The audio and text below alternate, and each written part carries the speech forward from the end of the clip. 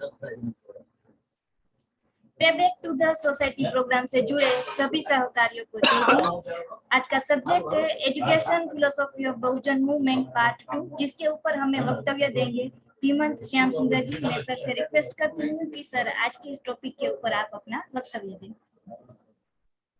Thank you madam, thank you. I honour and bless the greatness in you means जय भीम। सभी साथियों को मेरा जय भीम। साथियों, कल मैंने education philosophy of Bahujan movement या बहुजन लीडर्स, कल उसका पार्ट 1 में मैंने आपको बहुत कुछ बताने की कोशिश की थी। जो हमारे फोर फादर्स थे उनके शिक्षा पद्धति को मैंने थोड़ा सा प्रकाश डाला था।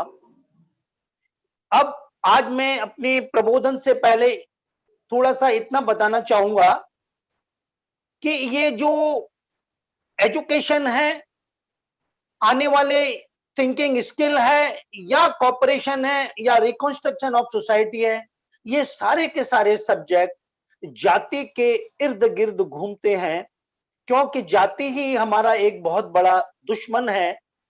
इसको मारने का इंतजाम करने के लिए ही हम अपने बहुजनों की शिक्षा पद्धति का सहारा लेते हैं, थिंकिंग स्किल का सहारा लेते हैं, कॉपरेशन का सहारा लेते हैं। तो ये कास्ट का जो दानव है वो हमारे चारों तरफ घूमता रहेगा। जब तक हमारा ये ट्रेनिंग प्रोग्राम चलेगा तब तक कास्ट की बात बीच बीच में रिपीट होती रहेगी। आप ये न सोचें कि एजुकेशन का चैप्टर है तो उसमें कास्ट की बात क्यों हो रही है। कास्ट एक सेंटर पॉइंट है जिसके चारों तरफ हमारा ये मूवमेंट घूम रहा है, जिसका कत्लेआम करने के लिए हम लोग अपनी एजुकेशन, थिंकिंग स्किल और कॉपरेशन जैसी चीजों का डायनामाइट बना करके प्रयोग करने चाह रहे हैं। तो एजुकेशन के बारे में मैं तो थोड़ा सा अभी स्टार्ट करने से पहले मैं बाबा साहब का एक कोटेशन कोट करूंगा। बाबा साहब ने लिखा है कि to turn in any direction you want, to turn in any direction you like, the caste is the monster that crosses your path। आप अपने जीवन के किसी भी रास्ते पर निकलिए, जाति रूपी दानव आपके रास्ता रोके पड़ा होता है या आपके रास्ते में अड़ा हुआ होता है। You cannot have political and economic reforms unless you kill this monster।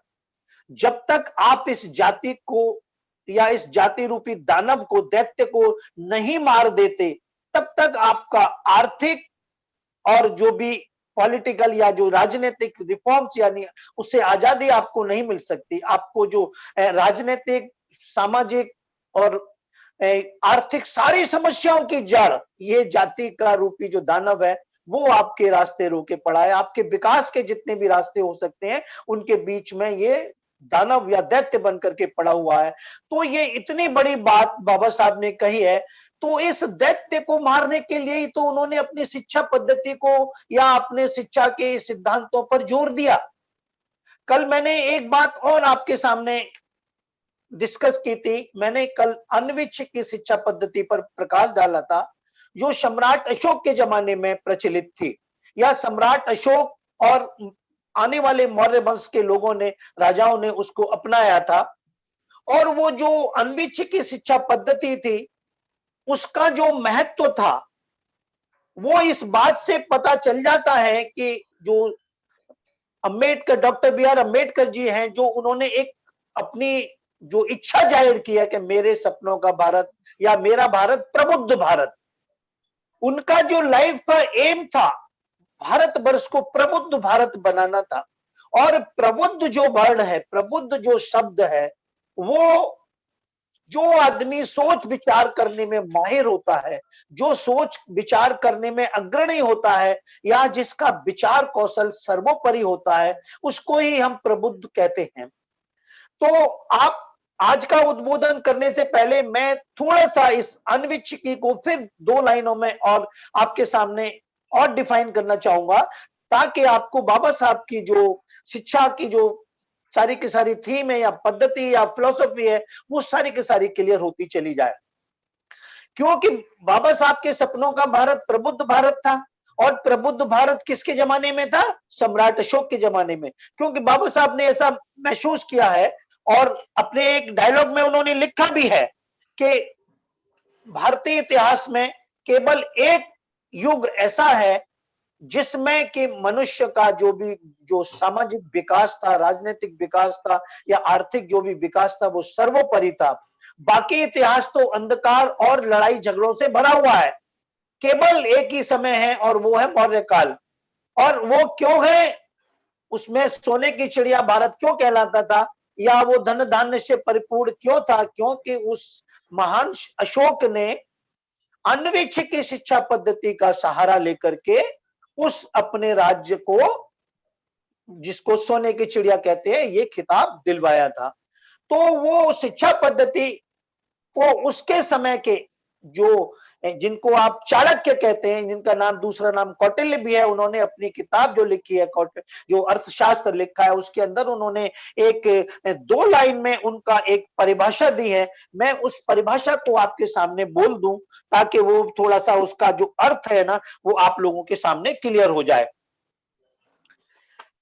वो अपने अर्थशास्त्र में लिखते हैं, संस्कृत में लिखते हैं, प्रदीप है सर्व विद्यानामुपाय सर्व कामानाम कर्माणाम आश्रय सर्व धर्मानाम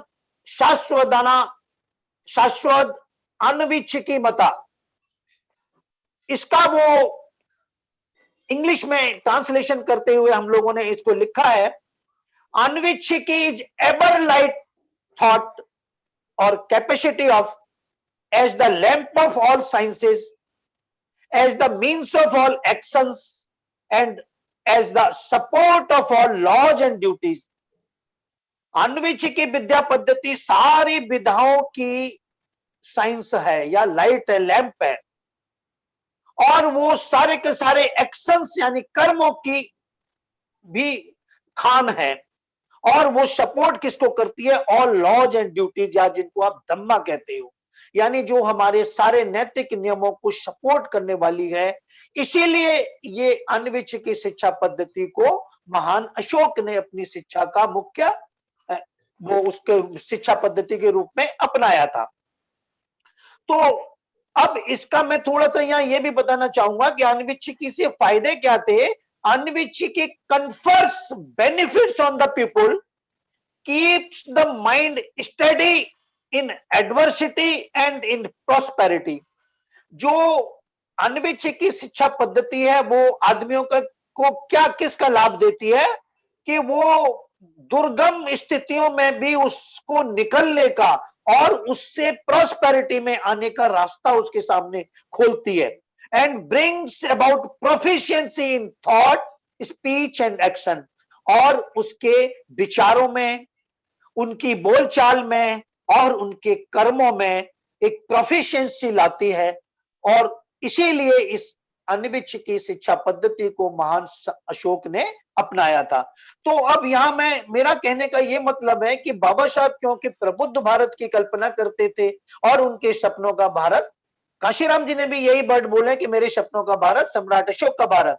इसका मतलब है कि सम्राट अशोक के जमाने की जो शिक्षा पद्धति थी वो ही उनकी शिक्षा पद्धति का मेन मूल होगा।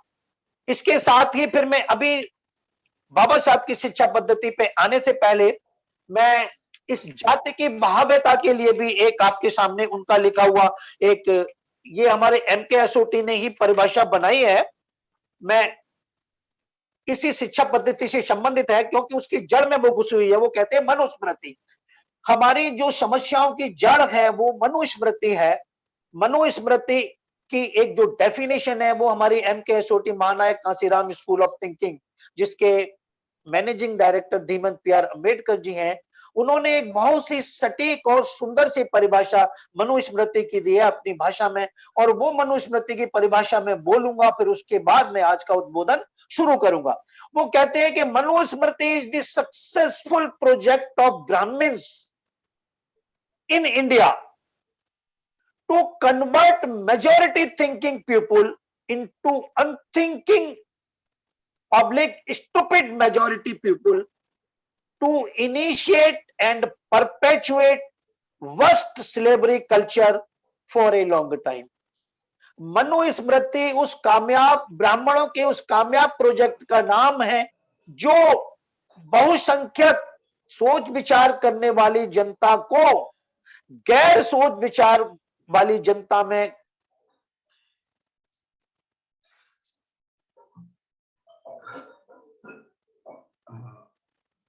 म्यूट हो गया वो।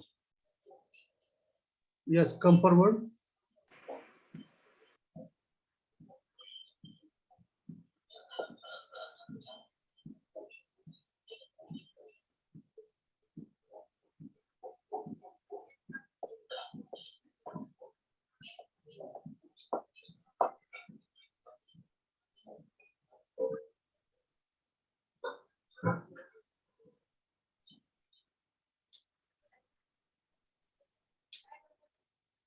आवाज सर, नहीं आ रही आपकी श्याम सुंदर जी? आवाज नहीं आ रही सर, आपका ऑडियो डिस्कनेक्ट हुआ होगा। ऑडियो डिस्कनेक्ट है श्याम सुंदर जी, अभी डिस्कनेक्ट हुआ।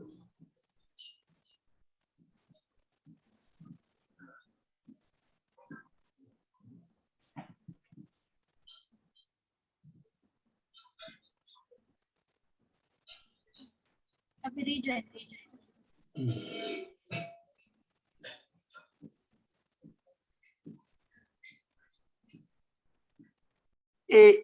आप मनुस्मृति की डेफिनेशन बता रहे हैं श्याम सुंदर जी, आप हाँ जी। मनुस्मृति की डेफिनेशन बता रहे हैं, वहां से शुरू कीजिए।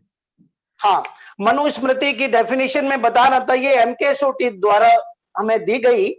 इसमें बड़ा ही सटीक हमारे सामने उन्होंने डेफिनेशन दी है कि the Manusmriti was a successful project of Brahmins in India to convert majority thinking people into unthinking majority या unthinking stupid, unthinking oblique stupid majority people to initiate and perpetuate worst slavery culture for a long time। Bharatvarsh में ब्राह्मणों के द्वारा बनाया गया वो विधान जो बहुसंख्यक सोच विचार करने वाले लोगों को गैर सोच विचार करने वाले कम्युनिटी में बदल करके युगों युगों तक गुलाम बनाए रखने की प्रथा का नाम ही मनुस्मृति है। ये एमकेएसओटी के द्वारा दी गई एक बहुत ही उत्तम परिभाषा है जो हमारे ज्ञान चक्षुओं को और भौतिक चक्षुओं को दोनों को खोल देती है। तो अभी मैं बाबा साहब की शिक्षा पद्धति को डिफाइन करने से पहले मैं एक बात आप लोगों के सामने कहना चाहूंगा, बहुत ही सरल भाषा में मैं आपको बताना चाह रहा हूं कि किसी भी आदमी की शिक्षा का स्तर इस बात से हम लोग नहीं आंक सकते कि उसने कितनी किताबें पढ़ी हैं, कितनी उसने डिग्रियां ले रखी हैं, कितने बड़े कॉलेजेस में वो पढ़ा है, बल्कि इस बात से आंका जाता है कि उसने अपनी पॉजिटिव सोच कितनी डेवलप की है या अपनी सोच में स्वतंत्र सोच कितनी उसने विकसित की है। इस आंकड़े से उसका जीवन का स्टेटस या उसका स्तर आंका जाता है। हम आंख बंद करके ये मान लें कि रावण के 10 सिर थे, हनुमान ने सूरज को निगल लिया, दुर्गा देवी के 8 हाथ थे, गणेश के खोपड़ी पे हाथी का सिर था, और हम उनकी फिर उन्हें मानते भी चले जा रहे हैं, पूजा भी करते चले जा रहे हैं, उनमें महिमा मंडन भी करते चले जा रहे हैं, और पढ़ाई लिखाई भी हम बीए, एमए, एमएससी, बीएससी कर चुके हैं, हम साइंटिस्ट तक हो गए। इवन मैंने अपनी लाइफ में साइंटिस्ट को भी देखा है कि वो भी मंदिर में जाकर के सुबह हनुमान की मूर्ति के सामने मत्था टेक करके निकलता हुआ जाता है। व्हाट नॉनसेंस, ये पढ़ाई लिखाई का स्टेटस है क्या? तो यहाँ बाबा साहब की जो शिक्षा पद्धति है या शिक्षा की जो फिलॉसफी है, यहाँ आपको देखिए समझने को मिलेगी और आपको सचमुच में ऐसा महसूस होगा कि वाकई में हमने ये जो बाबा साहब ने जो हमारे को शिक्षा पद्धति बताई या शिक्षा का जो फिलॉसफी उन्होंने हमको दी है, काश हमने इसको पहले से अपनाया होता तो हमने अपने जीवन का पूरा स्तर ही बदल चुका होता। आप कल्पना कीजिए, आप चलती हुई गाड़ी के सामने आपने जूते लटके हुए देखे होंगे, कई गाड़ियों पे, घर के नए घरों पे बनते हुए नई नई कोठियों के सामने काला मटका या काला खप्पर लटका हुआ देखा होगा। अगर दोस्तों जूता लटकाने से आपकी गाड़ी की रक्षा हो सकती है तो उस जूते को आप अपने गले में लटका लें तो शायद उससे ज्यादा आपकी भी तो रक्षा हो सकेगी। आप क्यों नहीं अपने जूते को गले में लटका के जाते? तो यही विवेक और यही बुद्धि बाबा साहब ने हमारे को दी है। और बाबा साहब ने क्या बुद्धि दी है, मैं यहां से अपना आज का उद्बोधन शुरू करता हूं। बाबा साहब की नजरों में शिक्षा क्या है, सबसे पहले आपको यह समझना पड़ेगा। बाबा साहब ने बड़ी ही सरल भाषा में कहा है, education means the education which may be remembered through out the life. शिक्षा वो है जो किसी आदमी के जीवन पर्यंत उसे याद रहे। एक बार जो पढ़ ले, शिक्षित हो जाए, तो वो शिक्षा उसके जीवन पर्यंत तक उसके साथ रहे, वो शिक्षा है। उनकी नजरों में इट इज नॉट स्क्रिप्चुरल, ये कोई धर्म ग्रंथ या वेद पुराण या हमारी ऐसी जो जिन्हें आप ब्राह्मणिकल शास्त्र कह सकते हैं, ये कोई शास्त्र नहीं है शिक्षा कि हम शास्त्रों को पढ़ लें, वेदों को पढ़ लें, पुराणों को पढ़ लें, धर्म ग्रंथों को पढ़ लें तो हम शिक्षित हो गए। उनका सीधा से सीधा उनका जवाब है, इसीलिए तो उन्होंने मनुस्मृति पर, आपको पता है कि उस लोगों के जो भारतीय जो हिंदू हैं या जो तथाकथित हिंदुइज्म जिसको आप कहते हैं, वो हिंदू शास्त्रों के ऊपर ही विश्वास करता है और वो उन्हीं लोगों को पढ़ा लिखा सुशिक्षित मानता है जो जितना वेद और पुराणों शास्त्रों में पारंगत हैं या उनका ज्ञान रखते हैं। लेकिन बाबा साहब इसको पूर्ण रूपेण नकारते हैं। यही कारण है कि उन्होंने 25 दिसंबर 1927 को महाड़ में, डिस्ट्रिक्ट रायगढ़ महाराष्ट्र में मनुस्मृति का दहन किया था। वो सिर्फ इसीलिए किया था कि ये जो मनुस्मृति है इसमें जो कुछ लिखा है ये हमारी शिक्षा नहीं है, हमें ऐसे विधान को तुरंत आग के हवाले कर देना चाहिए जो हमारी आजादी और हमारी सोच विचार कौशल को कुंद करता हो या हमारे सोचने की क्षमता को बिल्कुल बंद करता हो, ऐसे शास्त्रों को हमें नकारना चाहिए।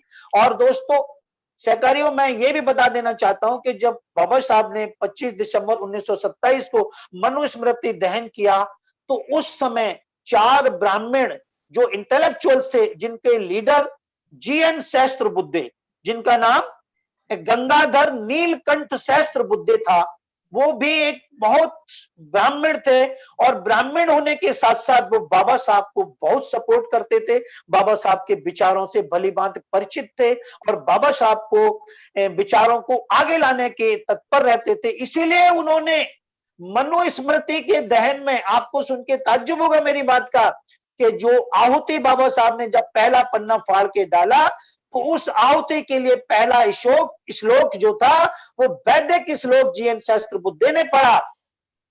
और हमें ये केवल यही नहीं कहना चाहिए कि वो बाबा साहब ने उस मनुस्मृति को जलाया, बल्कि बाबा साहब के साथ उन प्रबुद्ध ब्राह्मणों ने भी उस मनुस्मृति को जलाया जो ये समझते थे कि ये हिंदुओं के लिए काला ग्रंथ है।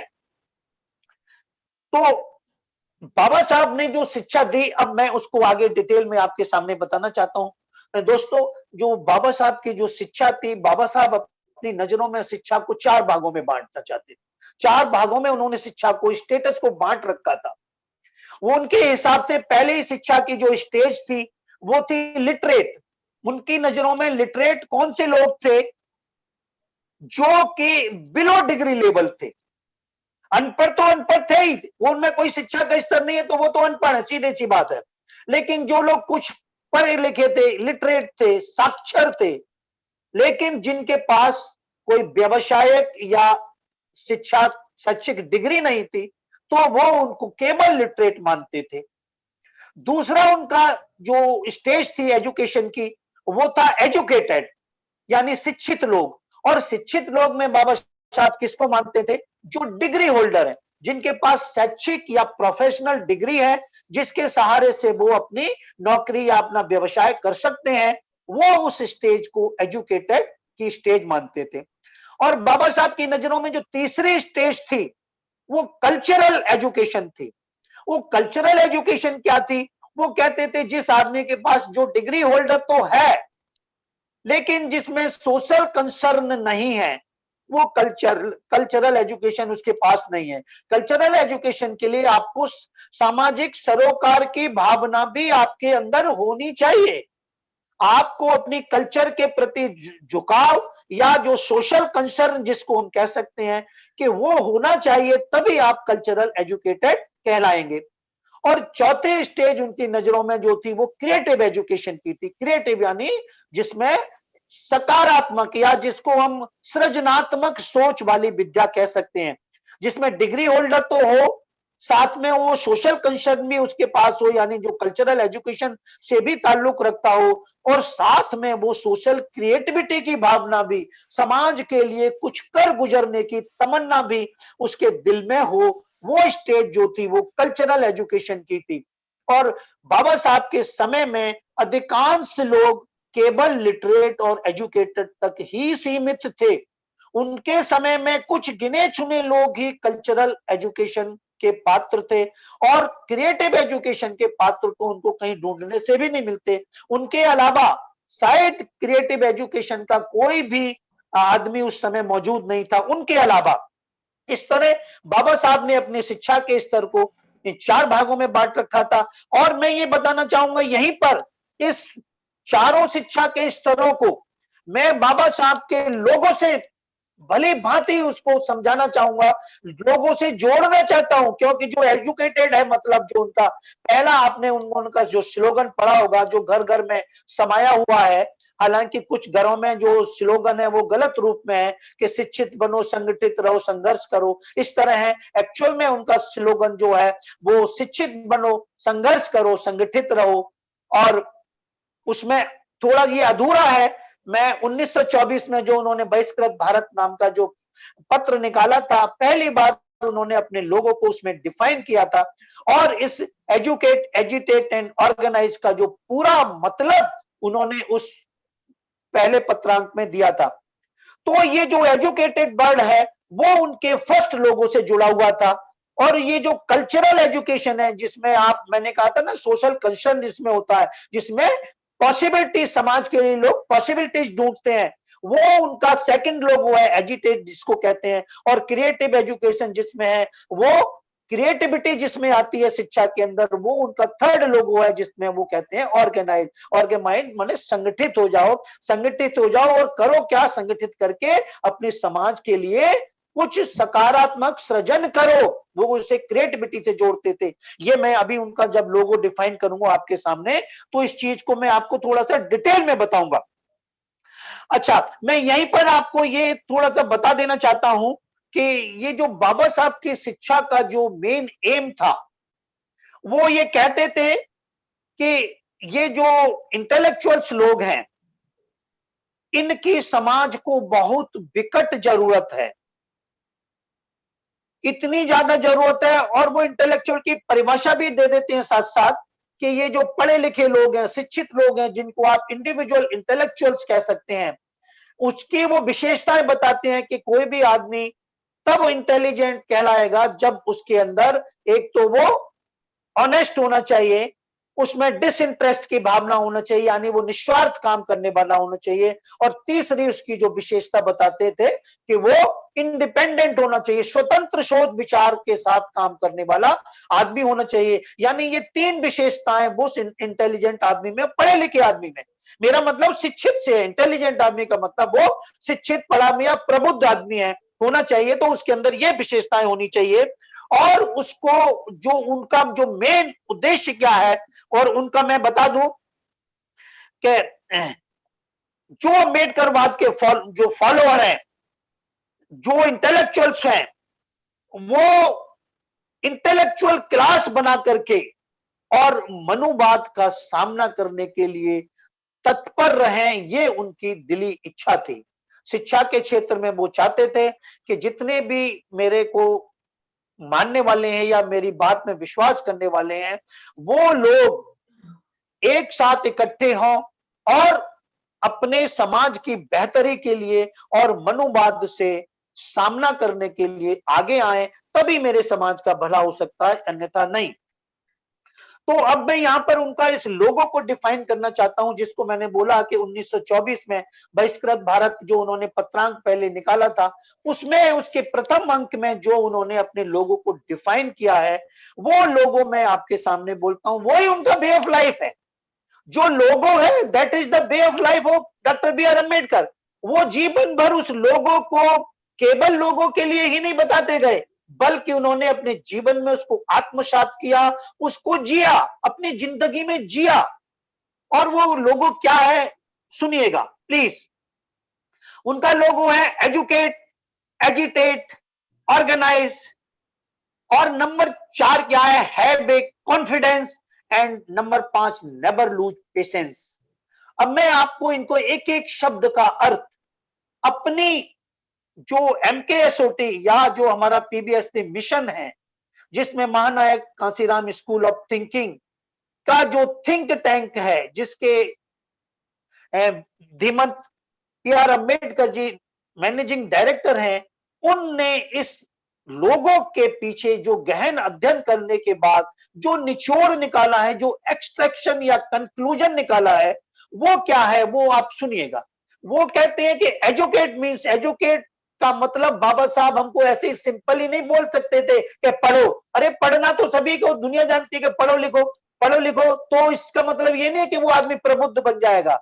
अभी मैं आपको पहले भी बता चुका हूं कि पढ़ने लिखने के बाद भी आदमी जब मंदिर में जाके मत्था टेकता है पत्थर के आगे, तो वो पढ़ा लिखा काहे का है? ऐसे पढ़े लिखों का उनका कोई मतलब नहीं था। तो उनसे एजुकेट मींस वो सिंपली या सरल भाषा में केवल ये संदेश नहीं देना चाहते कि आप पढ़ो लिखो, बल्कि इसके पीछे उनका कुछ गहरा मकसद छुपा हुआ था। और वो मकसद क्या था? इस मकसद को, एजुकेट को डिफाइन करने से पहले मैं आपको यही ये बता देना चाहता हूं कि वो जॉन डिबे के फॉलोअर थे। और जॉन डिबे एजुकेशन की परिभाषा में education equal to knowledge plus intelligency plus thinking skill, इन तीनों तत्वों को शिक्षा के अंदर जो विषय वस्तु का ज्ञान, उसकी व्यावहारिक शिक्षा, इमोशनल इंटेलिजेंसी जिसे कहते हैं, या और थिंकिंग स्किल, तीसरा जो कंपोनेंट था उसका थिंकिंग स्किल या सोच विचार करने की विद्या, इन तीनों चीजों का समावेश उस शिक्षा के अंदर होना चाहिए। तो बाबा साहब जो थे जॉन डिबे के बहुत बड़े फॉलोअर थे और उनकी बात में विश्वास करते थे। और इसी बीच में वो एडवर्ड डी बोनो की बात का भी वो विश्वास करते थे, जिन्होंने शिक्षा की परिभाषा उन्होंने भी इसी प्रकार दी थी कि education means knowledge plus intelligence plus thinking skill. तो इन दोनों विद्वानों की शिक्षा से, जिन्होंने दुनिया की शिक्षा पद्धति में एक बहुत बड़ा चेंज ला दिया था, इस परिभाषा ने, इस परिभाषा को बाबा साहब ने अपनाया था। इसीलिए उन्होंने जो एजुकेट वर्ड है वो वहां से लेकर के बोला। उन्होंने सहजा सहजी इस शब्द को ऐसे नहीं बोल दिया कि पढ़ो पढ़ो लिखो, नो। एजुकेट मींस का वो कहना चाहते थे समाज से कि educate means learn and teach thinking. सोच विचार सीखो, सोच विचार करना सिखाओ, सोच विचार करने वाला समाज बनाओ। यानी एजुकेट के गर्त में उनका ये, उनकी दिली इच्छा छुपी हुई थी कि वो, मैं अपने समाज को एजुकेट जो शब्द बोल रहा हूं इसका अर्थ मेरे समाज में क्या जाना चाहिए। लेकिन दुर्भाग्यवश हमारे लोग उस समय कम पढ़े लिखे थे, मनुवादियों ने उसका केवल और केवल एक छोटा सा सरल सात्विक जो रूप था वो केवल हमारे सामने पेश कर दिया कि शिक्षित बनो। बाबा साहब ये कहना चाहते हैं कि शिक्षित बनो, जबकि बाबा साहब इतनी सरल बात को इतना जोर दे करके नहीं कहना चाहते थे। बाबा साहब का मकसद था कि मेरा समाज सोच विचार करने वाला समाज बने, सोच विचार करना सीखे, सोच विचार करना सिखाए और पूरे समाज को सोच विचार करने वाला बनाए, ताकि वो प्रबुद्ध भारत की स्थापना हो सके। और उनके लोगों का मैं सेकंड पार्ट पे आता हूं। उस लोगों का सेकंड पार्ट था उनका एजिटेट। अब देखिए, जब कोई आदमी एजुकेट होगा, उसके अंदर थिंकिंग स्किल डेवलप होगी, जब वो लर्न एंड टीच थिंकिंग करेगा तो डेफिनेटली उसके दिमाग में कुछ नई नई संभावनाएं, पॉसिबिलिटीज उत्पन्न होंगी। और इस एजिटेट वर्ड के द्वारा बाबा साहब पूरे बहुजन समाज से यह उम्मीद करते थे कि मेरा बहुजन समाज संभावनाएं तलाशने वाला बने। यानी एजिटेट का गर्त में क्या उन्होंने जो शब्द छुपा हुआ था, उनकी दिली इच्छा क्या थी समाज को एजिटेट कह करके बताने की? वो चाहते थे कि मेरे समाज संभावनाएं तलाशना सीखे, संभावनाएं तलाशना सिखाए और संभावनाएं तलाशने वाला समाज बनाए। ये उनके एजिटेट वर्ड में छुपा हुआ था। है। तो अब तीसरे वर्ड पे मैं आता हूं, उसका तीसरे वर्ड का उनका मतलब है ऑर्गेनाइज। ऑर्गेनाइज का भी आप लोगों ने बड़ा ही एक सरल सा मतलब समझ लिया कि संगठित रहो। बाबा साहब हमारे समाज को ये संदेश देना चाहते थे कि आप लोग संगठित होकर के काम करो। अरे भाई, संगठित होना ही केवल पर्याप्त तो नहीं था, इस ऑर्गेनाइज में जिस लोगों के पहले दो शब्दों का अर्थ भी छुपा हुआ था। ये कोई भी आदमी ऑर्गेनाइज होगा जब वो थिंक करेगा, सोच विचार करना सीखेगा, एजुकेट हो जाएगा, तो वो सोच विचार करना सीखेगा, अपने समाज को भी बनाएगा। और उसके बाद जब एजिटेट होएगा वो, यानी जब सोच विचार करना सीखेगा, तो अपने समाज के लिए नई नई संभावनाएं तलाशेगा, अपने समाज के कल्याण के लिए नई नई संभावनाएं तलाशेगा, उनको संभावनाओं को खोजने वाला बनेगा। और जब वो संभावनाओं को खोजने वाला बनेगा तो इसकी तीसरी स्टेज आ जाएगी, यानी वो संगठित होने लगेगा। और संगठित होने के बाद वो क्या करेगा? Learn and teach creativity. यानी जो ऑर्गेनाइज के गर्भ में ये बात छुपी हुई थी, वो ये कहना चाहते थे कि मेरा समाज ऑर्गेनाइज हो। ऑर्गेनाइज का मतलब वो चाहते थे कि मेरा समाज अपने समाज के लिए क्रिएटिविटी, नया सृजन करे, नया सृजन करना सीखे, नया सृजन करना सिखाए और अपने पूरे समाज को सृजन करने वाला समाज बनाए। ये तीनों अर्थ उनके इस लोगों में, एजुकेट, एजिटेट एंड ऑर्गेनाइज में छुपे हुए थे। और जो उनका चौथा वर्ड था, हैव कॉन्फिडेंस या बी कॉन्फिडेंस, इसका मतलब भी यही था कि लर्न एंड टीच कॉन्फिडेंस, यानी आप अपने ऊपर विश्वास करना सीखो, आप अपने में एकदम अपने आप पे कॉन्फिडेंस, मतलब अपने ऊपर विश्वास करना सीखो, आप किसी से कम नहीं है, आपके अंदर ये भावना पैदा होनी चाहिए। तो आप ये विश्वास करना सीखो, विश्वास करना सिखाओ और समाज को भी कॉन्फिडेंस पैदा करने वाला बनाओ। और जो पांचवा उनका वर्ड था लोगों का, हैव पेशेंस या नेवर लूज पेशेंस, इसके अंदर भी ये गर्त में छुपा हुआ था कि पेशेंस का मतलब है धैर्य रखना, कि आदमी को बहुत जल्दी ही अपने धैर्य को नहीं खो देना चाहिए। अगर उसको थोड़ा सा धैर्यवान बन जाए वो, लर्न एंड टीच पेशेंस, यानी जो पेशेंस का मतलब है लर्न एंड टीच पेशेंस, कि आदमी को धैर्य रखना सीखना चाहिए, धैर्य रखना सिखाना भी चाहिए और अपने समाज को भी धैर्यवान या धैर्य रखने की शिक्षा देनी चाहिए, उन्हें भी ऐसा करना सिखाना चाहिए। तभी उन्होंने इस लोगों के बाद में हमारे लोगों ने ये निष्कर्ष निकाला है और उन्होंने भी ये बात जोर देकर कही कि शिक्षा शेरनी का दूध है, इसको जो भी पिएगा दहाड़ेगा। ये इतना बड़ा डायलॉग बोल देना किस बात के ऊपर? क्योंकि वो अपने दिल से ये चाहते थे कि मैं इस लोगों का जो अर्थ अपने दिल में लिए बैठा हूं, ये लोगों का अर्थ मेरे समाज में हूबहू वैसा ही जाए जैसा कि मैं उम्मीद इनसे करता हूं। अगर ये ऐसा सोचेंगे तो डेफिनेटली इनके जो अंदर है वो एक शेरनी का दूध पैदा हो चला जाएगा, यानी शिक्षा रूपी शेरनी का दूध इनके अंदर जाएगा। और जब ये शेरनी का दूध पिएंगे तो ये अपने आप समाज में दहाड़ने लगेंगे। इतना बड़ा इस लोगों का मतलब था, जिसको हमारे समाज ने कभी ध्यान ही नहीं दिया। मैं तो शुक्रगुजार हूं महानायक कांसीराम स्कूल ऑफ थिंकिंग का, और मैं तहे दिल से उनको अभिवादन करता हूं कि काश उन्होंने, अगर मुझे ये इसका मतलब न समझाया होता तो मेरी भी जो जीवन का जो तरीका था, मैं भी सिंपल रूप से शिक्षित बनो, संघर्ष करो, संगठित रहो, यही मतलब समझ करके आगे बढ़ता रहता। लेकिन उन्होंने मेरे ज्ञान चक्षु और साथ में मेरे भौतिक चक्षु दोनों खोल दिए। दोस्तों, मैं ज्ञान चक्षु और भौतिक चक्षु की बात इसीलिए कर रहा हूं कि आपने सुना होगा कि जब हमारे गांव में कोई आदमी गलत काम करता था या गलत तरीके से कहीं कोई ऐसे काम कर बैठता था, तो लोग कहते थे यार तेरी हिये माथे की दोनों फूट गई है क्या? ये हिये और माथे की, माथे का मतलब सिर्फ सामने की दो आंखें भौतिक आंखें हैं, इनका मतलब माथे की आंखें होता है। लेकिन हिये की आंखें क्या होती है? हिये की आंखों का मतलब होता है आपका thinking skill. That is the thinking skill, वही आपका विचार कौशल है। क्या आप अपना सोच विचार भी खो बैठे हो? आंखों से नहीं देख रहे तो कम से कम अपनी बुद्धि से तो सोच रहे हो। बुद्धि से तो जानते हो कि ये काम ऐसे होगा, अच्छा काम अच्छा है, बुरा बुरा है। तभी तो हमारे बाबा साहब ने अपनी एनिहिलेशन और कास्ट में तथागत बुद्ध के उस कोटेशन को कोट किया कि no truth has truth and untruth has untruth.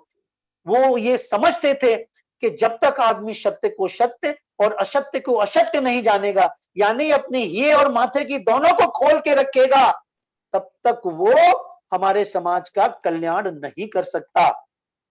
तो ये उनकी बाबा साहब की जो फिलॉसफी है, वो मैंने उनका लोगों का केवल अर्थ, उनकी जो एजुकेशन फिलॉसफी को ध्यान में रखते हुए आपके सामने बताया है। इसके अलावा वो एजुकेशन से क्या उम्मीद करते थे, एजुकेशन उनके हिसाब से कैसी होनी चाहिए, उन्होंने मतलब एजुकेशन में किन बातों पर जोर दिया, वो 3 बातों पर जोर देते हैं शिक्षा के अंदर। वो मैं तीनों बातें आपको अंदर यहां एक्सप्लेन करना चाहता हूं, एक एक उनके डायलॉग्स बोलता जाता हूं और साथ में मैं उनको एक्सप्लेन करता हूं। उनकी पहली बात है, मैं ऐसे बोल दूं, we must resolve to do 3 things in its recognition.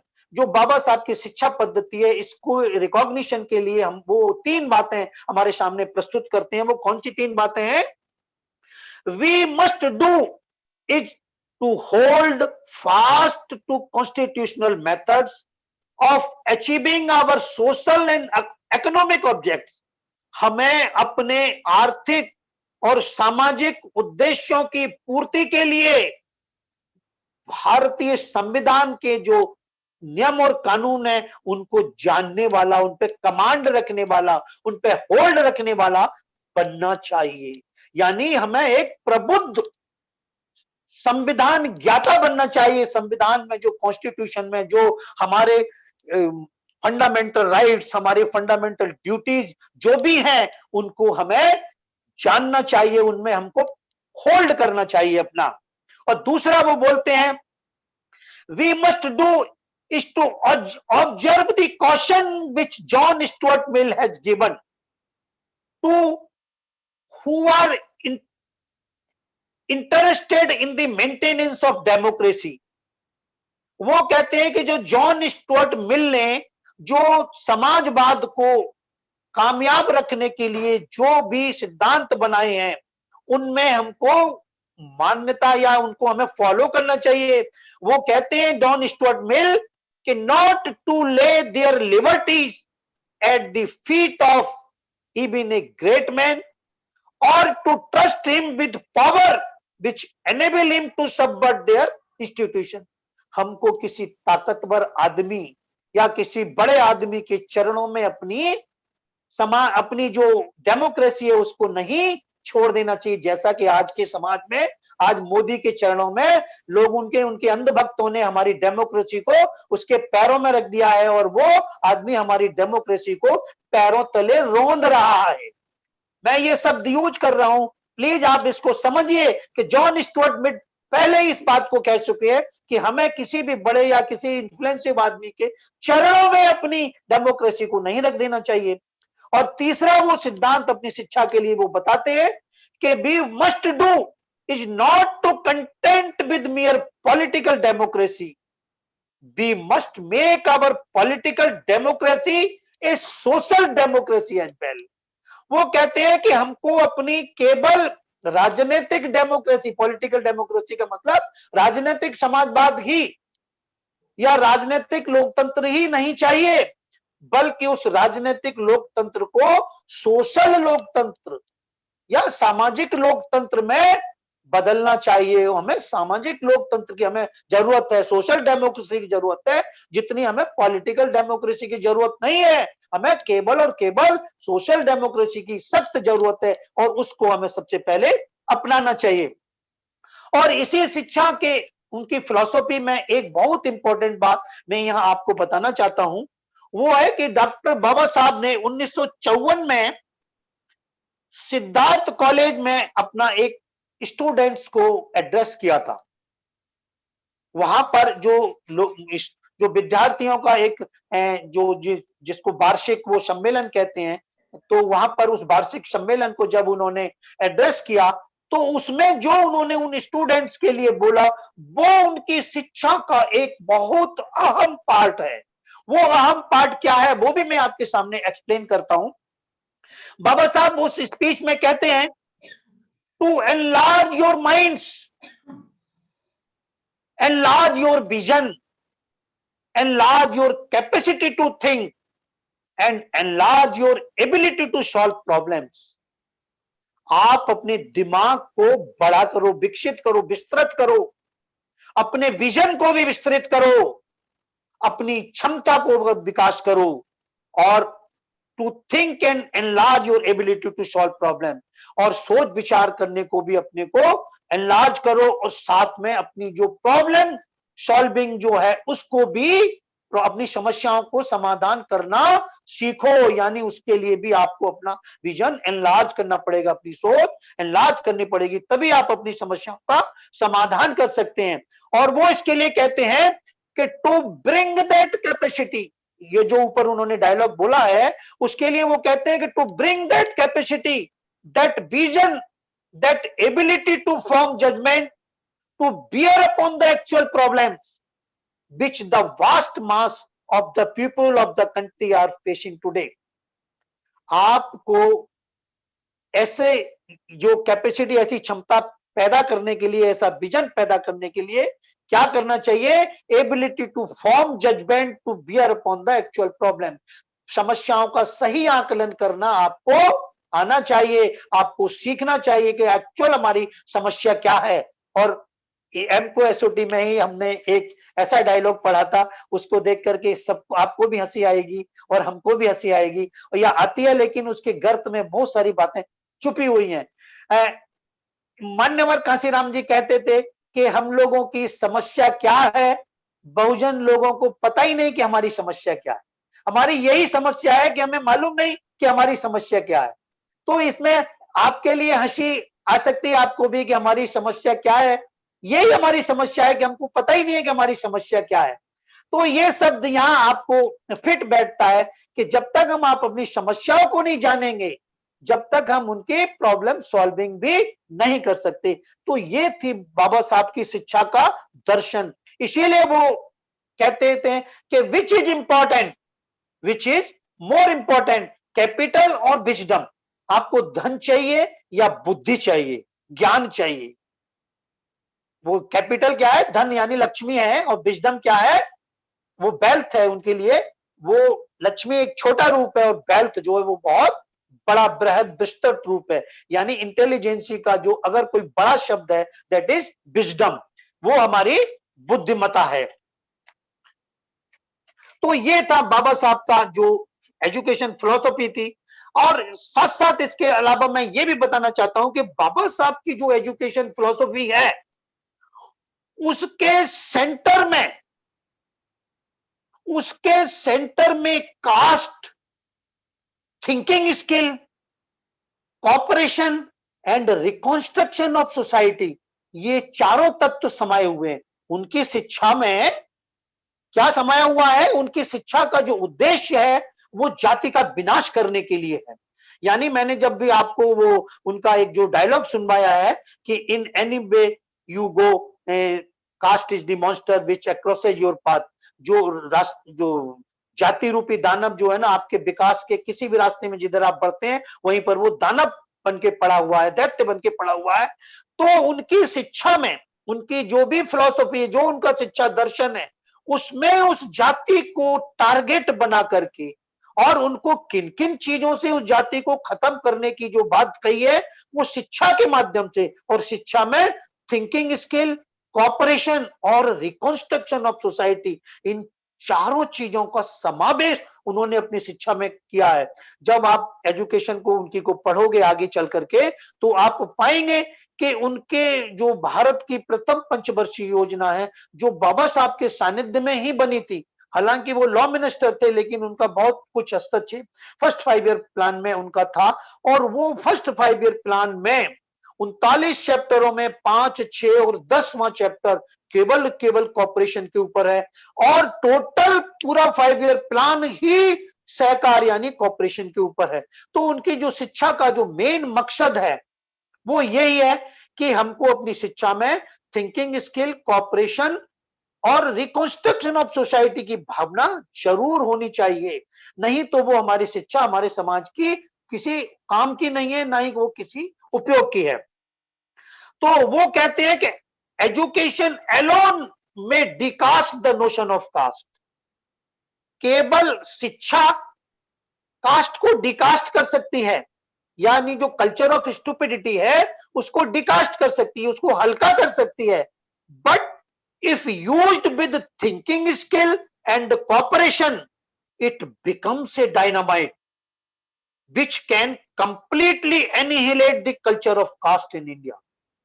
बाबा साहब कहते हैं इस चीज को कि अगर हमारी शिक्षा अकेले रूप में, अगर आदमी मेरी शिक्षा के अनुरूप या हमारी जो शिक्षा की जो दर्शन है इसको अगर करता है तो वो कास्ट को हल्का कर लेता है, यानी कास्ट का असर कम करना सीख जाता है। लेकिन उसके साथ अगर अपनी शिक्षा के साथ विचार कौशल और समवाय यानी कॉपरेशन भी डेवलप कर ले जाता है तो इन तीनों चीजों के प्रयोग से वो डायनामाइट बना लेगा, और डायनामाइट वो जाति रूपी दैत्य को, दानव को मारने में सफल हो जाएगा।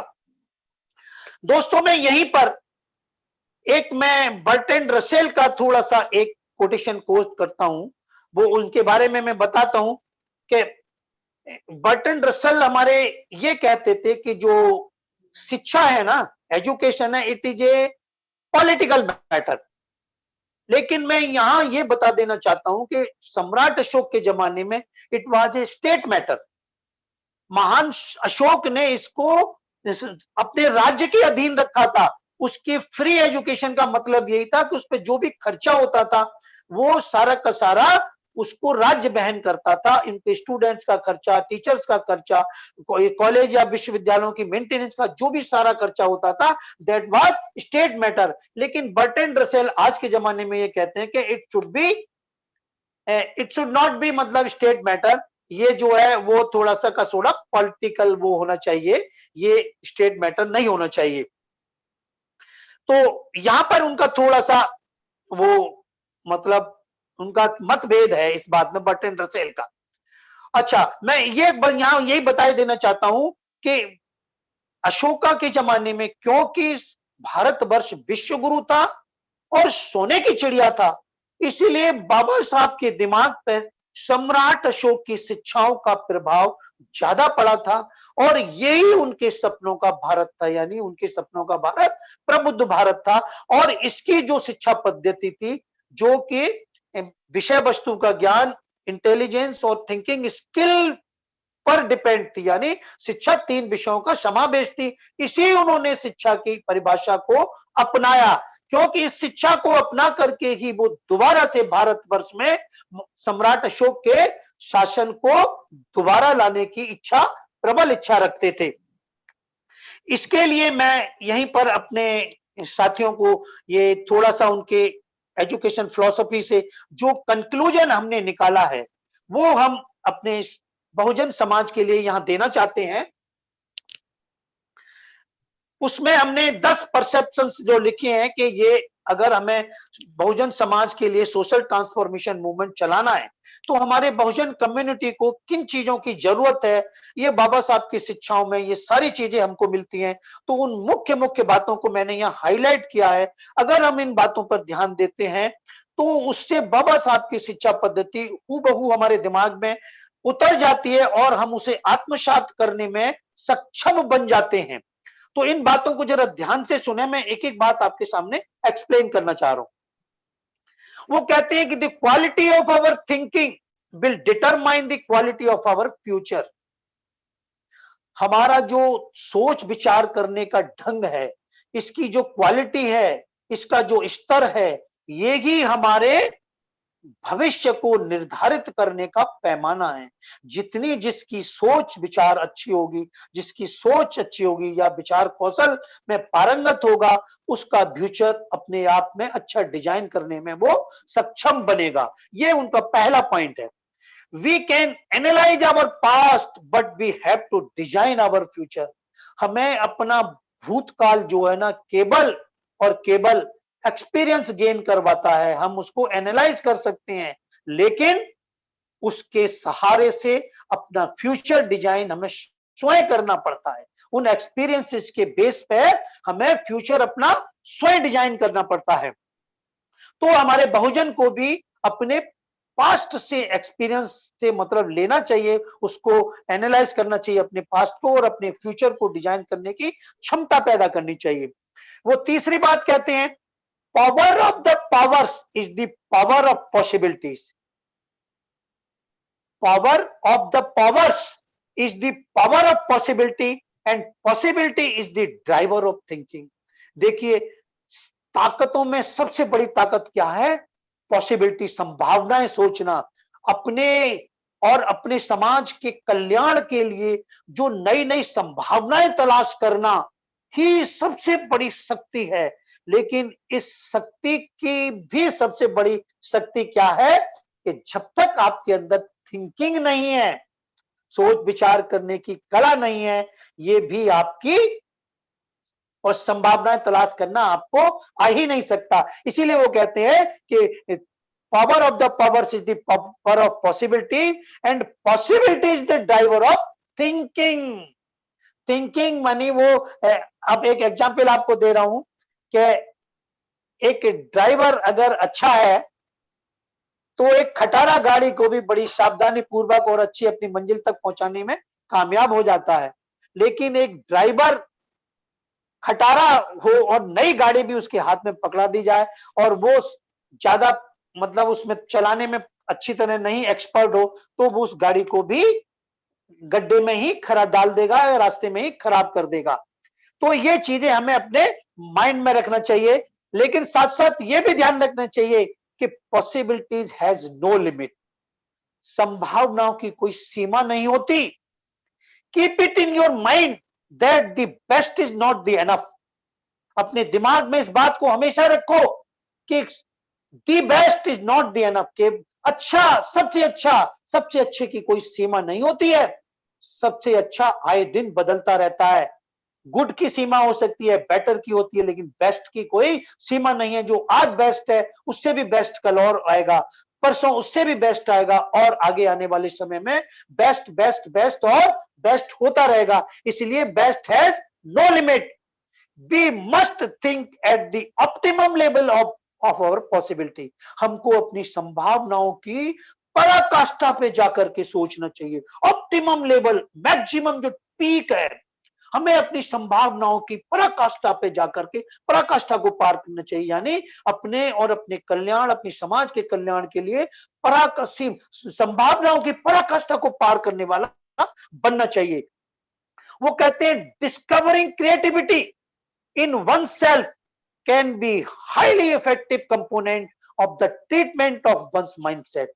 किसी के दिमाग को बदलने के लिए अगर उसके अंदर क्रिएटिविटी डिस्कवर करनी है तो ये उसका बहुत बड़ा पैमाना है कि किसी आदमी के माइंडसेट को बदलने के लिए अगर उसकी सृजनात्मक सोच बात करना, discovering creativity in oneself can be highly effective component of the treatment of one's mindset। किसी के दिमाग को बदलने के लिए उसके अंदर जो क्रिएटिविटी को अगर हम डिस्कवर कर लेते हैं तो हम बहुत बड़ी उपलब्धि हासिल कर लेते हैं। और पांचवा उनका है कि self help is the best help. Social transformation movement can't succeed without self help. दोस्तों, हम जो पीबीएसपी है, जो हम जिस मूवमेंट से आप सभी लोग जुड़े हैं, आज जिनके सामने हम अपना उद्बोधन दे रहे हैं, ये समस्त सहकारी लोग जिस संस्था से जुड़े हुए हैं वो सारे के सारे अच्छी तरह जानते हैं। उनके लिए ये संदेश है कि वो एक सोशल ट्रांसफॉर्मेशन मूवमेंट की मुहिम में शामिल हुए हैं। इसलिए उनको self help is the best help का ये जो मोटो है, ये जो वाक्य है, ये अपने दिमाग में आत्मसात कर लेना चाहिए। और साथ में क्या है, रिकॉन्स्ट्रक्शन ऑफ एक्सपीरियंस। जो हम अपने पास से एक्सपीरियंस गेन करते हैं उनका जो पुनर्निर्माण क्या है, not perfection as a final goal. अपने एक्सपीरियंस का पुनर्निर्माण ही हमारा फाइनल अंतिम गोल नहीं है, हमारा अंतिम उद्देश्य नहीं है।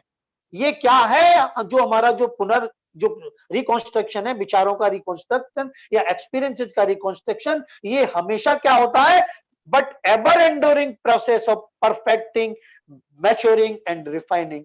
ये हमेशा सदैव तत्पर क्या होता है, परफेक्ट होते रहते हैं, मैच्योर होते रहते हैं और रिफाइन होते रहते हैं। यानी हमारे एक्सपीरियंस हर क्षण उनका नया रिकंस्ट्रक्शन होता रहता है और उनमें परफेक्शन, मैच्योरिंग और रिफाइनिंग की प्रक्रिया अनवरत या सतत जारी रहती है।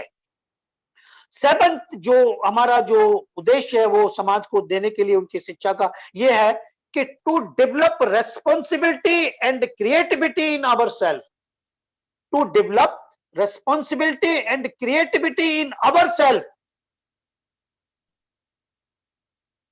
or oneself will be the starting step towards annihilation of caste and leads to tremendous national change. अगर हम जाति को एनिहिलेट करना चाहते हैं तो उसके स्टार्टिंग के लिए अपने अंदर रेस्पॉन्सिबिलिटी की भावना और क्रिएटिविटी की भावना ये पैदा करना निहायत जरूरी है।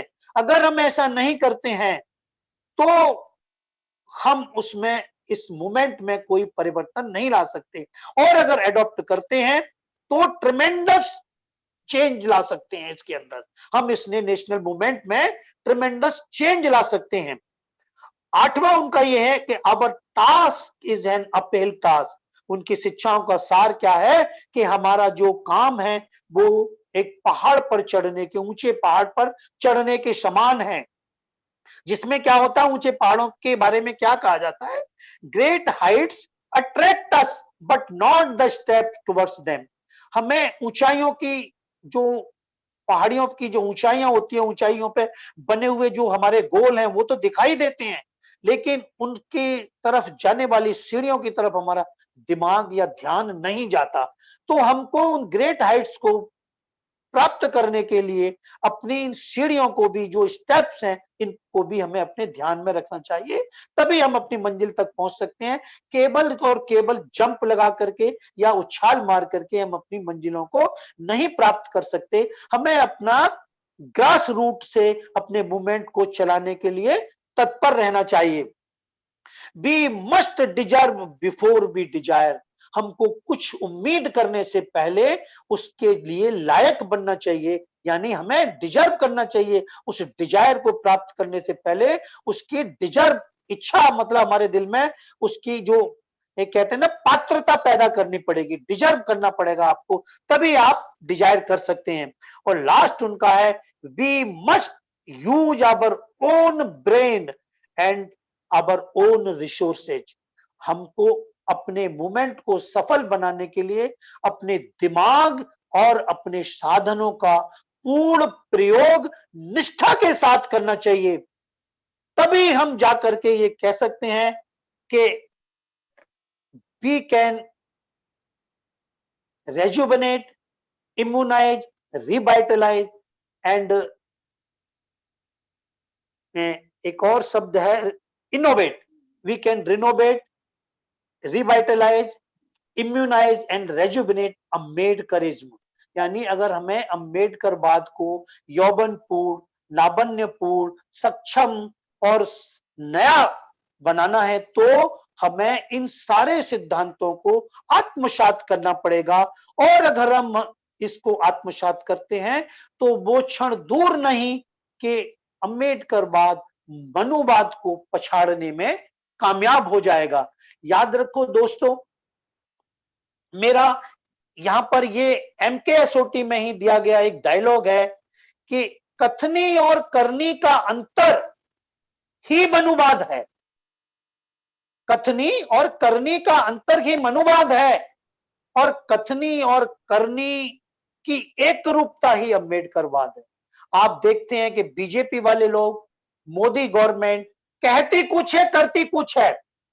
आपको लोक लुभावन नारे देती है लेकिन आपकी जड़ें काटती है, आपका अस्तित्व खत्म करने के काम करती है। तो उनकी कथनी कुछ है, उनकी करनी कुछ है, उनमें अंतर है और यही मनुवाद है। और बाबा साहब इससे ही हमें थोड़ा सा आह्वान करना चाहते थे कि इससे ही आप थोड़ा सा सचेत हो जाएं। वो हमें सचेत करना चाहते थे अपनी शिक्षा के दर्शन के माध्यम से। और अगर हम उन दोनों में एक रूपता लाना चाहते हैं, कथनी और करनी में, तभी तो अम्बेडकरवाद यहाँ पे पैदा होगा या अम्बेडकरवाद की हम स्थापना भारतवर्ष में कर पाएंगे। तो दोस्तों ये मेरा अम्बेडकर दर्शन का चैप्टर था। अब इसके आगे मैं मान्यवर कांशीराम जी की शिक्षा पद्धति जो बहुजन समाज के लिए निहायत और नितांत आवश्यक है, उस पर प्रकाश डालना चाहूंगा। अभी मेरे पास 20 मिनट का समय है और मैं कोशिश करता हूं अपनी इस जिसको मान्यवर कांशीराम जी या indirectly we can say it is the philosophy of pay back to the society program. ये पीबीएसपी की जो एजुकेशनल फिलॉसफी है वो क्या है, क्योंकि इनडायरेक्टली तो यही मान्यवर कांशीराम जी की एजुकेशन फिलॉसफी है। ये उन सारे हमारे जो बहुजन नायक हैं उन सबका एक निचोड़ है, एक कंक्लूजन है, एक एक्सट्रैक्शन निकला हुआ है। उनका एक एक्सट्रैक्शन निकाल करके मान्यवर कांशीराम जी ने सारा का सारा हमको पीबीएसपी के माध्यम से हमारे सामने दिया था, उसको हम आपके सामने रखना चाहते हैं ताकि आप पीबीएसपी से जुड़ने का मतलब, पीबीएस की जो महत्व है वो और पीबीएसपी का उद्देश्य आदि सारी चीजों से अवगत हो सकें।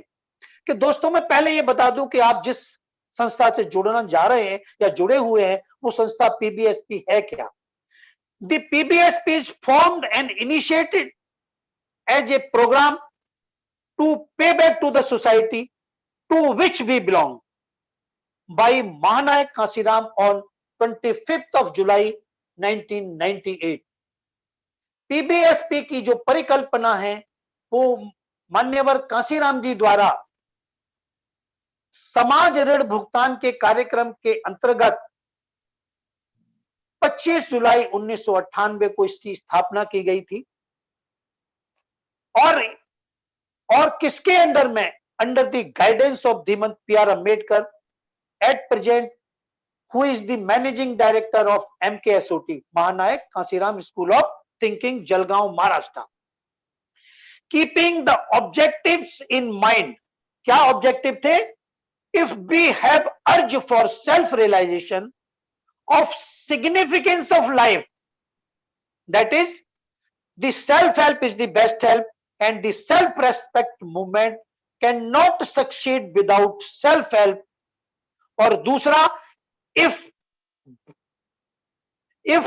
you want to strengthen the non political roots of the oppressed and exploited people, जिसको आप बहुजन समाज कह सकते हैं, we appeal that you can join the PBSP or we can say that we must be a part of PBSP। अगर हम बहुजन समाज का हित चाहते हैं और उसको शक्ति प्रदान करना चाहते हैं या उसको स्लेवरी कल्चर से निकाल के एक अच्छी स्टेज में लाना चाहते हैं, इसके लिए हमें पीबीएसपी से जुड़ना चाहिए और जुड़ करके अपने समाज को स्लेवरी कल्चर से बाहर निकालना चाहिए। यही हमारा इस पीबीएसपी का मेन मोटो है।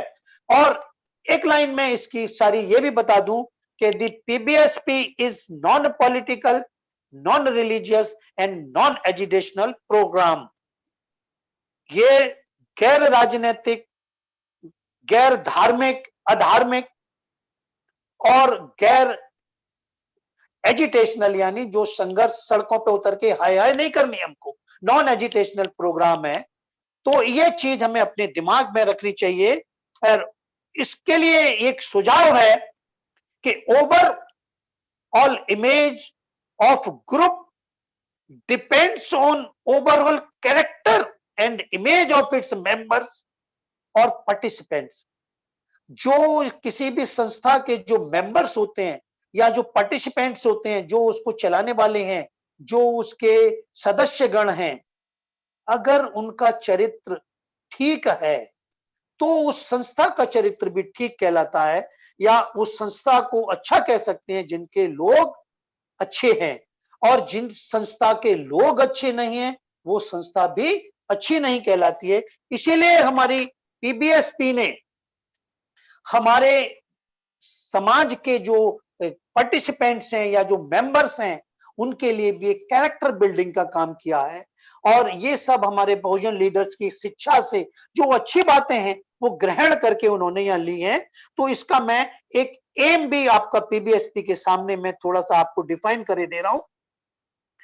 To plan and implement the duties and responsibilities to overcome the slavery culture और culture of stupidity and convert the humanity into enlightened people enlightened people of India to participate into social democracy and usher into bright age। अगर हम अपने समाज को slavery culture या इस जाति रूपी संस्कृति से जो स्टुपिडिटी की कल्चर है इससे बाहर निकालना चाहते हैं और उनमें अंधेरे में एक टॉर्च दिखाने वाले का काम करना चाहते हैं। उशर का मतलब होता है कि जैसे कभी आप लोग सिनेमा हॉल में जाएं तो अंधेरा होता है, अंदर जाके आप सीट नहीं ढूंढ पाते तो कोई टॉर्च लेके आपको उजाला दिखाता हुआ आता है कि ये आपकी सीट है, यहां बैठ जाइए। तो ये पीबीएसपी के लोग एक उशर का काम कर रहे हैं। वो आपको किस लिए कर रहे हैं कि टू कन्वर्ट या to come into the bright age, ताकि आप उसको एक उजाले के युग में आ सकें, आप अपने स्लेवरी कल्चर से, इस जाति की समस्या से निकल करके स्लेवरी कल्चर से बाहर आ सकें। इसके लिए ये हमारा उद्देश्य है पीबीएसपी का। अब इसको पीबीएसपी को मैं आपके सामने इसके जो एक कैरेक्टरिस्टिक्स टाइप या इसकी अच्छाइयां मैं सामने थोड़ा एक्सप्लेन कर देता हूं। PBSP is another name of possibilities. ध्यान रखिए, तो PBSP is another name of possibility, संभावनाओं का दूसरा नाम। संभावना पॉसिबिलिटी तलाश करना यानी संभावनाएं खोजने का दूसरा नाम ही पीबीएसपी है।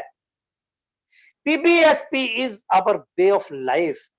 पीबीएसपी ही हमारे जीवन का जीने का तरीका है। पीबीएसपी कुछ नहीं बल्कि हमारे जीवन जीने का एक तरीका है। ये संभावनाएं खोजने का दूसरा नाम है। समाज के हित के लिए नई नई संभावनाएं तलाश करने का दूसरा नाम ही पीबीएसपी है। We must invest our life in deliberate efforts. We must invest our life in deliberate efforts. हमें इसके लिए ही अपनी लाइफ को इन्वेस्ट कर देना चाहिए डेलिबरेट एफर्ट्स में। मतलब इन उद्देश्यों की प्राप्ति के लिए हमें अपने प्रयत्नों को शुरू कर देना चाहिए। Dynamism is linked with deliberate efforts as Ambedkar ideology is an action ideology. क्योंकि जो अंबेडकरवाद है दैट इज एक्शन आइडियोलॉजी। और एक्शन आइडियोलॉजी क्या होता है? एक्शन आइडियोलॉजी जब तक कारगर नहीं हो सकती जब तक उसमें एक्शन ना हो। और एक्शन क्या है? That is deliberate efforts. तो इसके लिए, और ये सब क्यों है? क्योंकि हमको we want to make NCIC national cooperating intelligent class.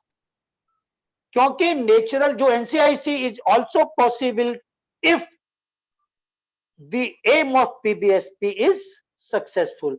अगर हमारी पीबीएसपी का एम सक्सेसफुल होता है तो इनडायरेक्टली वी कैन से कि जो एनसीआईसी की जो परिकल्पना हमने संजोई है वो हमारी परिकल्पना भी साकार हो जाएगी।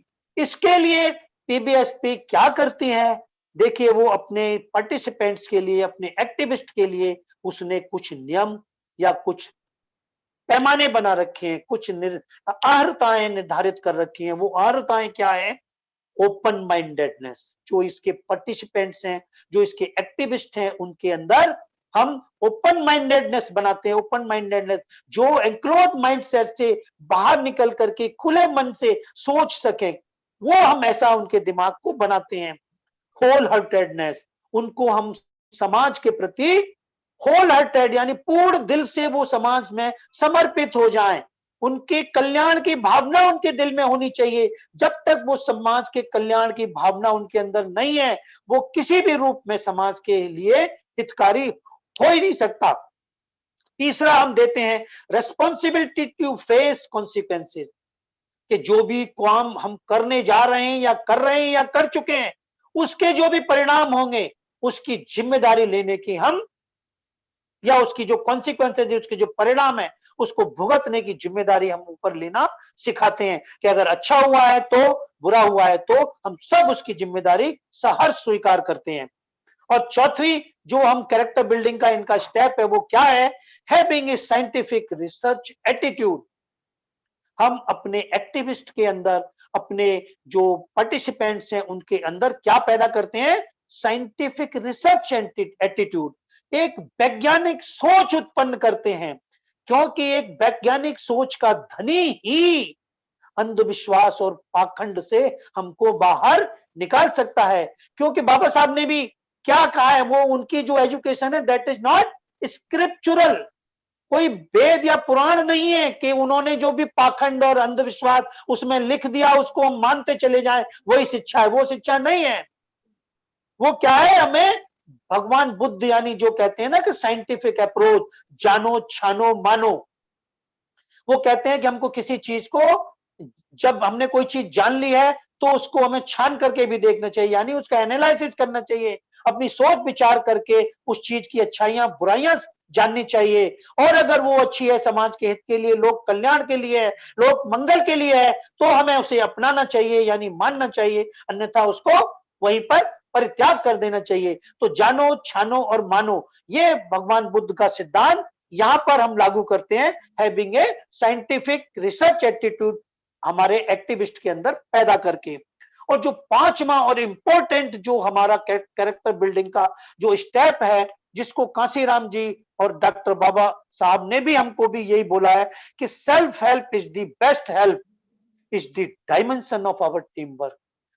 Self help is the best help, यानी अपना स्वयं की सेवा करना ही सबसे बड़ी सेवा है। अगर ये हमने थीम अपने इस मूवमेंट की बना ली है तो शायद ये ही हमारे थीम को एक सक्सेसफुल रास्ते पर ले जाएगा, अन्यथा हम आगे नहीं बढ़ सकते।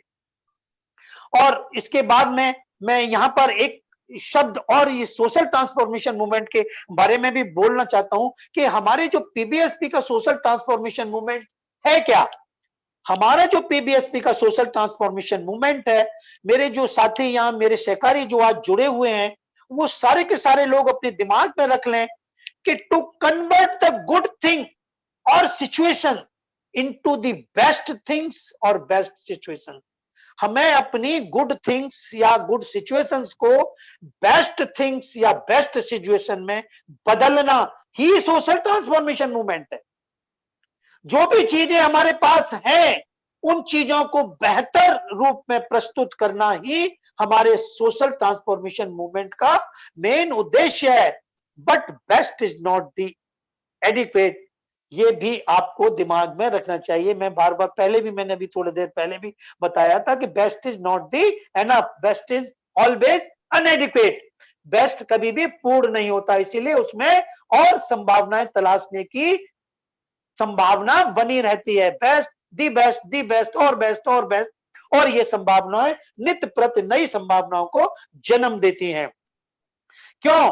क्योंकि man is the master of himself, मनुष्य जो है ना अपना स्वयं का स्वामी है।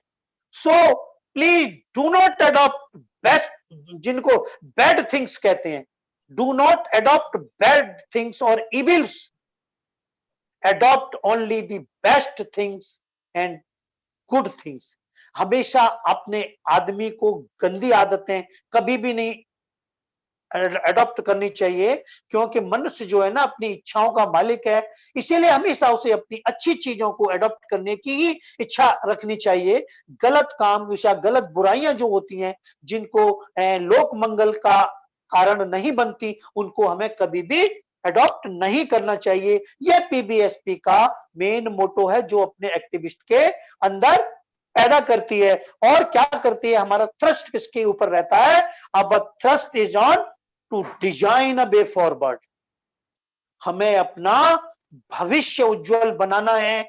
यही हमारा मेन थ्रस्ट है कि हम किस तरह अपने समाज को, भविष्य को उज्जवल रास्ते की ओर ले जा पाए। यही हमारा इस पीबीएसपी का शिक्षा का सार है।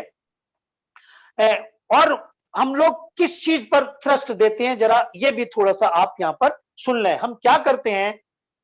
Acute need of genuine and capable leadership. हमारे समाज को बहुत नितांत जरूरत है। किसकी जरूरत है?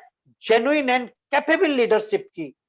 बहुत एक वास्तविक और सच्चे कर्मठ नेताओं की जरूरत है हमारे को। और हमारे जो एक्टिविस्ट हैं, हम उनको एक जेन्युइन और कैपेबल लीडर बनाने का काम करते हैं। दूसरा, to create a force of mutual understanding. हम आपस में म्यूचुअल अंडरस्टैंडिंग यानी एक जो सामंजस्य या जिसको हम कॉपरेशन कहते हैं, जिसका आगे चल करके आपको अभी मेरे कोई धीमंत साथी दूसरे आपको लेक्चर डिलीवर करेंगे इसके ऊपर।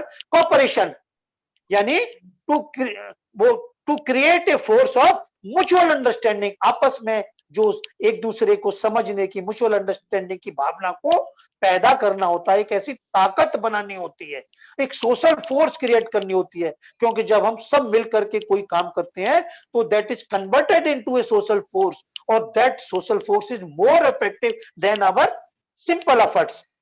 हमारे जो छोटे मोटे कार्यों की अपेक्षा मिलकर के कार्य करने की जो ताकत बनती है वो ज्यादा इफेक्टिव होती है।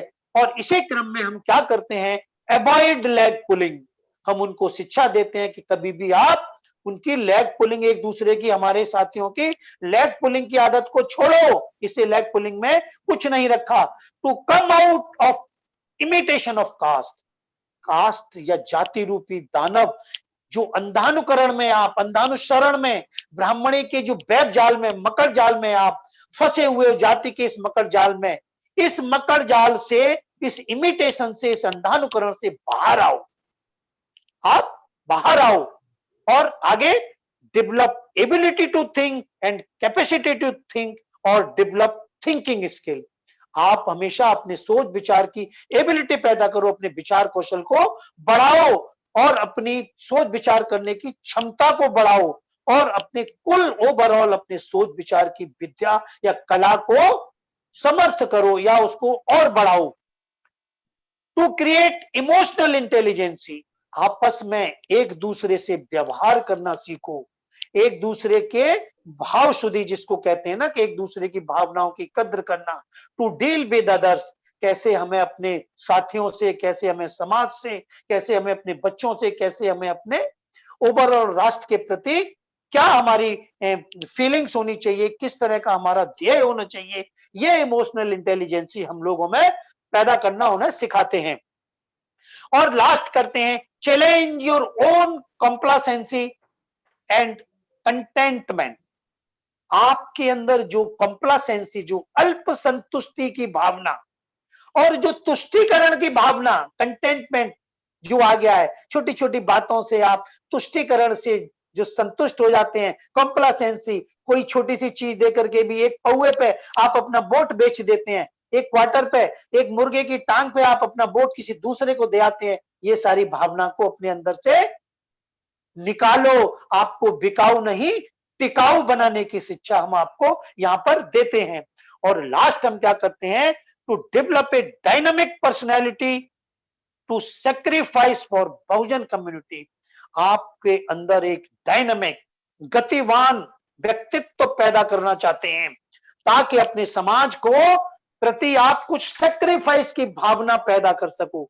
याद रखो दोस्तों, जब तक आप अपने समाज के लिए सेक्रीफाइस की भावना पैदा नहीं करते हैं, जब तक आप समाज के लिए जीरो हो, आपका कोई उपयोग समाज के लिए नहीं है। आप समाज के लिए एक फ्यूज बल्ब हो, फ्यूज बल्ब, चाहे वो किसी भी कंपनी का हो, चाहे आप आईएएस रहे हो, चाहे आप पीसीएस रहे हो, चाहे आप आईपीएस रहे हो, या आप बहुत बड़े बौद्धिक स्तर के आदमी रहे हो, लेकिन अगर आप समाज के लिए काबिल नहीं है या हितैषी नहीं है तो आप समाज के लिए जीरो, एक फ्यूज बल्ब के बराबर यूटिलिटी है। और साथ साथ हमारे एमकेएसओटी या पीबीएसपी में ये भी हमको शिक्षा दी जाती है कि द एटीट्यूड ऑफ पुरोहित, पुरोहित माने जो प्रीस्ट, जिन्हें आप पुजारी, पंडे, पुजारी, कठमुल्ले आदि, all over the world is same.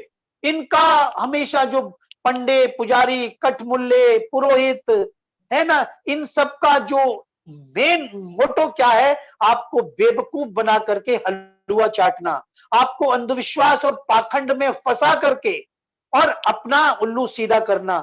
यही कारण है, आप देखते हो कितने कितने बड़े धर्मात्माओं को, बड़े बड़े आशाराम बापू, रामदेव, रामपाल, राम रहीम, बहुत सारे मैंने ऐसे नाम गिनाए हैं जो दूसरों को ये उपदेश दिया करते हैं कि माया महा ठगिनी हम जानी, माया के पीछे मत भागो, लेकिन वो एसी में घूमते हैं, बंगलों में रहते हैं और एसी कारों में, हवाई जहाजों में सफर करते हैं, और वो जो उनका फॉलोअर है वो बेचारा अपनी मेहनत की कमाई इनके चरणों में सौंप जाता है। तो यहां पर ये हम उनको सिखाते हैं कि जो जो बिलीफ इन गॉड, जो भगवान में विश्वास करते हैं, ईश्वर में विश्वास करते हैं, अल्लाह में विश्वास करते हैं, परमात्मा में विश्वास करते हैं, इन सब से हम उनको दूर रहना सिखाते हैं। जो आत्मा में, परमात्मा में भी विश्वास करते हैं, उनसे भी हमको, क्योंकि in according to PBSP these all things are stupidity.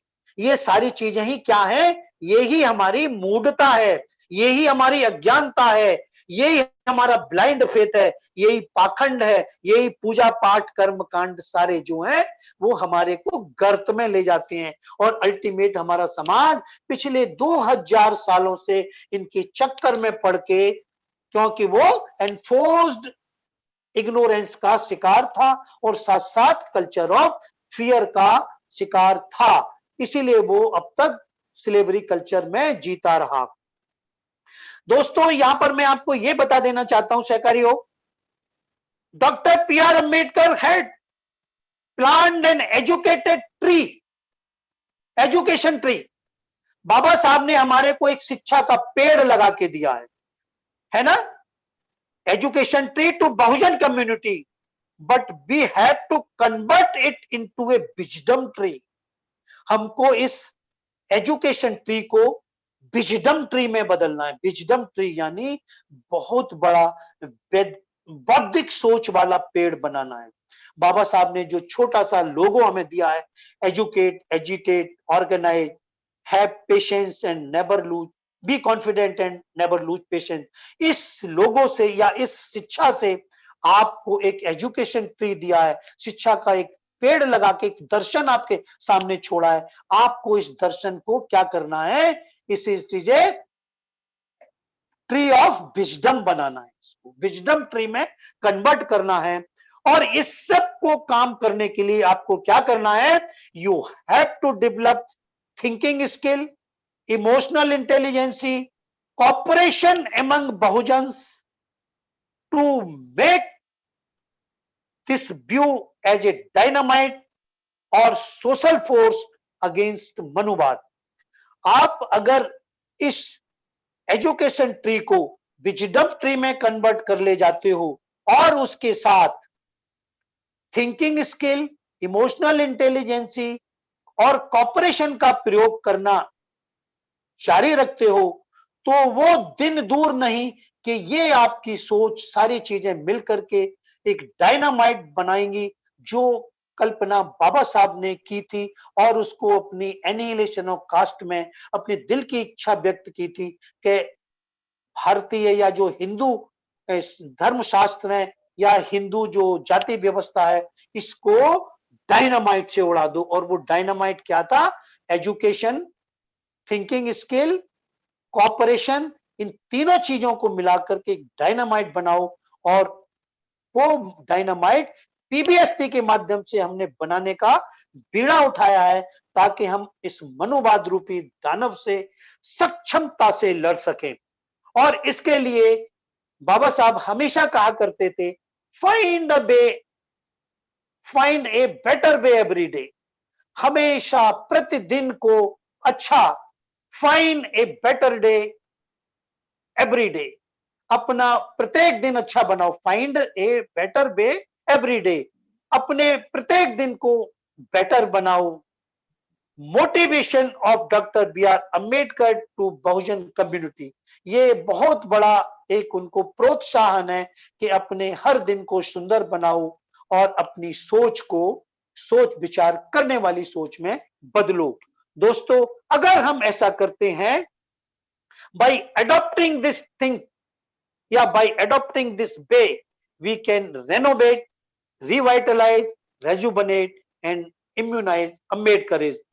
दोस्तों, इन्हीं शब्दों के साथ मैं आपको अपनी पीबीएसपी का जो प्रमुख स्लोगन है, समझाने वाले को समझना होगा, समझकर फिर समझाना होगा, सोच विचार करने वाला समाज बनाना होगा, महान अशोक का राज आएगा, सबको भयमुक्त बनाएगा। जय भीम, जय भारत, जय संविधान। और आप लोगों से अपना प्रबोधन यही समाप्त करता हूं। और यदि मेरे आज के प्रबोधन में कहीं आपको कोई क्वेरी है, कोई